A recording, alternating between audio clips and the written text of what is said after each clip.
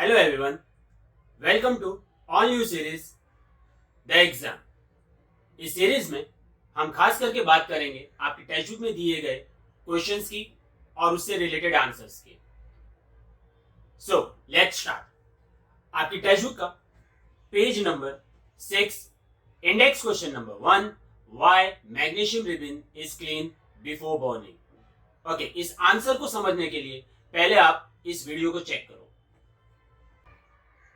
Okay, तो इस video में आप देख सकते हो कि ये मैग्नीशियम रिबन है और जब मैग्नीशियम रिबन को जलाया जाता है बर्नर पे तो एक डैजलिंग फ्लेम, ये वैसा ही है जैसा दिवाली में फुलझड़ी या टनक तारा जलाया जाता है और इसमें बहुत ही ब्रिलियंट फ्लेम यानी कि डैजलिंग फ्लेम आप देख सकते हो। ओके, आपने इस आंसर को समझने के लिए एक बहुत सिंपल सी बात समझते हैं, जैसे कि आयन होता है लोखंड, फैक्ट ऑक्सीजन के साथ रिएक्ट करके आयन ऑक्साइड में कन्वर्ट हो जाता है जिसे हम लोग रस्टिंग ऑफ आयन कहते हैं। एग्जैक्टली इसी तरह से मैग्नीशियम भी एक रिएक्टिव मेटल है। ये भी हवा के ऑक्सीजन के साथ रिएक्ट करके मैग्नीशियम ऑक्साइड बनाता है। ये मैग्नीशियम ऑक्साइड एक लेयर बना लेता है मैग्नीशियम रिबन के ऊपर जो उसे जलने से रोकता है। तो जानना यह है कि मैग्नीशियम रिबन के ऊपर से पहले सैंड पेपर की मदद से उस मैग्नीशियम ऑक्साइड को रब करके निकालना होता है ताकि उसे जलने में आसानी हो। यानी कि अगर आप मैग्नीशियम को जलाना चाहते हो, मैग्नीशियम रिबन को जलाना चाहते हो, तो पहले आपको क्या करना होगा, उसे सैंड पेपर से क्लीन करना होगा ताकि उसपे से मैग्नीशियम ऑक्साइड का जो लेयर है वो निकल जाए और फिर जब आप उसे जलाओगे तो आपको कुछ इस तरह का रिएक्शन देखने को मिलेगा।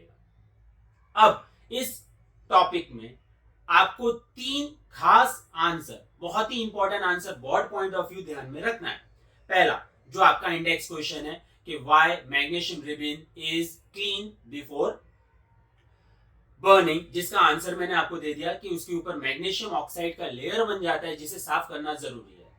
दूसरा, मैंने आपको रिएक्शन में यह बताया कि जब वो जलता है तो उसमें से डैजलिंग फ्लेम, एक चमकदार या एक टनक तारे जैसी फ्लेम यानी कि बर्निंग फ्लेम निकलती है।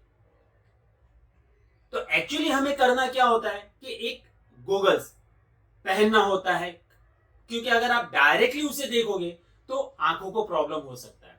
तो एक क्वेश्चन ये भी बनता है कि you should not watch directly with naked eye this reaction. इस रिएक्शन को नेकेड आई से डायरेक्टली देखना नहीं चाहिए, ये आंखों को प्रॉब्लम कर सकता है। तो ये दूसरा एक क्वेश्चन बनता है। तीसरा क्वेश्चन ये बनता है कि अगर मैग्नीशियम का ऑक्सीजन के साथ रिएक्शन होता है तो उसका बैलेंस्ड केमिकल रिएक्शन क्या होगा। ओके, तो इसका बैलेंस्ड केमिकल रिएक्शन होगा Mg plus O2 gives MgO। ये भी एक मार्क का क्वेश्चन बन सकता है और एक मल्टीपल चॉइस आप याद रख सकते हो कि उसे सैंड पेपर से क्लीन किया जाता है। एक मार्क में अगर पूछना है तो बैलेंस्ड केमिकल इक्वेशन भी पूछ सकते हैं, why it is clean before burning ये भी पूछ सकते हैं, why it should not be watched with naked eye ये भी पूछ सकते हैं। 2 मार्क में पूछना है तो इन 3 में से कोई भी 2 आंसर, और 3 मार्क में ये तीनों आंसर एक साथ पूछा जा सकता है।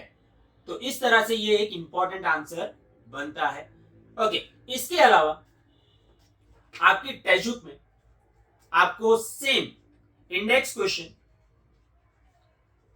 1 के बाद इंडेक्स क्वेश्चन नंबर 2, उसमें कुछ बैलेंस्ड केमिकल इक्वेशन यानी कि कुछ केमिकल इक्वेशंस दिए गए जिसे आपको बैलेंस करना है। ओके, इसके आंसर्स मैं आपको डायरेक्टली नीचे लिख दे रहा हूं, आप नीचे चेक कर सकते हो। Hydrogen plus chlorine hydrogen chloride, इसका आंसर ये है। एग्जैक्टली इसी तरह से सेकंड क्वेश्चन है barium chloride plus aluminium sulphate.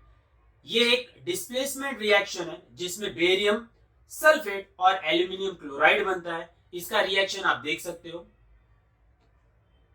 और इसी तरह से जो तीसरा क्वेश्चन है सोडियम प्लस वाटर। ओके, ये एक बहुत ही इंटरेस्टिंग रिएक्शन है जिसमें सोडियम हाइड्रोक्साइड प्लस हाइड्रोजन बन रहा है। ओके, अब ये रिएक्शन खास करके आपको परफॉर्म बिल्कुल नहीं करना है।